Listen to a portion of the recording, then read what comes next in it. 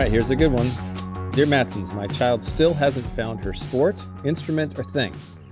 What are some ways to help her discover her interests, passion, and gifts without shoving a sport or interest down her throat? Sincerely, Activity Overload. Oh, great question. And let me just start by saying your child's okay and gonna be okay. There's definitely a normal anxiety that rises for us parents when we're like, should I be doing more if my child isn't figuring it out? We live in an achievement-oriented culture where you're supposed to figure out your expertise by age 10 and then put it out online and have your brand and making millions by 12. So the pressure to really know what your thing is an outside pressure. And we just want to relieve you from that, to recognize that if you go back, maybe even to your own story as a parent, it takes time. It takes time to try things. Again, you've tried sports and they're not an athletic kid, but there's lots of other things that you can try. So one of the things you can try is a would you rather game.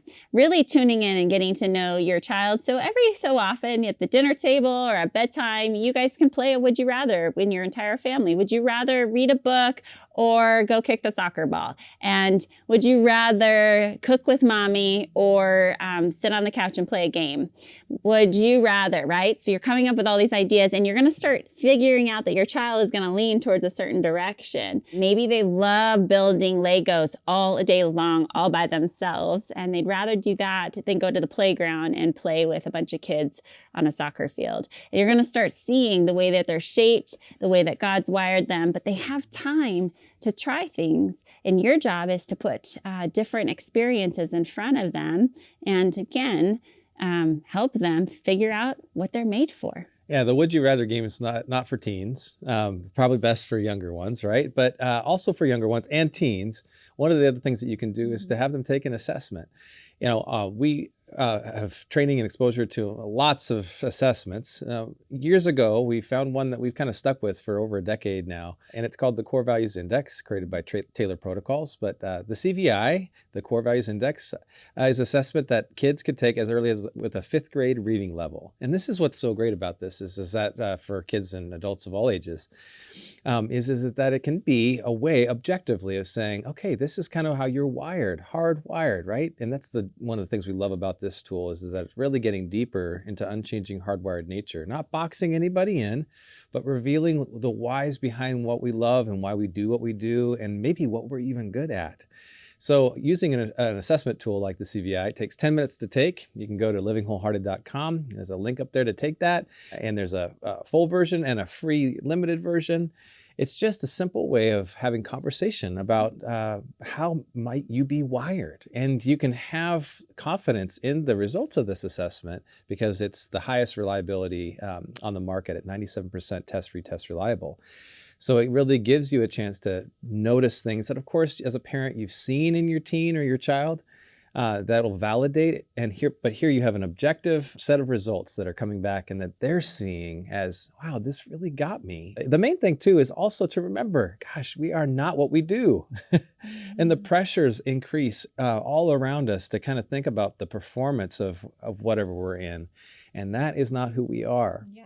So as a parent, you regulating that first for you is important. You're not trying to relive the glory days through your kids. Regulating that for you first, but then showing your kids that what they do isn't who they are. And in middle school and in high school, the pressure is extreme in comparisons. A lot of the comparing is normal, but helping your kids and leading them through that journey by providing clarity with your voice as their parent, which is so important. Your voice is so important as to who they are and what you see in them and the potential, and remaining curious and interested about who they're becoming and wondering what they're going to be it makes kids feel and teens feel a sense of I belong and I'm more than what I do. And that's exactly what they need at that stage in their lives. Yeah, so try to think outside the box. Sports and music are kind of where people get locked in, but there's a lot of different ways. If your child loves to read, and the CVI would help, if they're more introverted, if they love to analyze and think and solve problems, then you're putting them in, places where they're exploring tech, maybe learning how to do videography, photography. There's lots of other ways that they can be exposed. So try things out.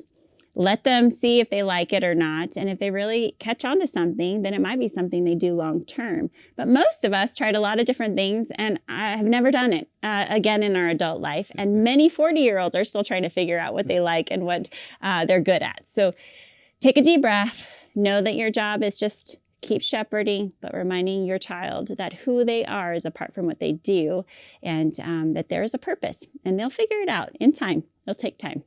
Remember that you're the right person for the job, and we're here cheering you.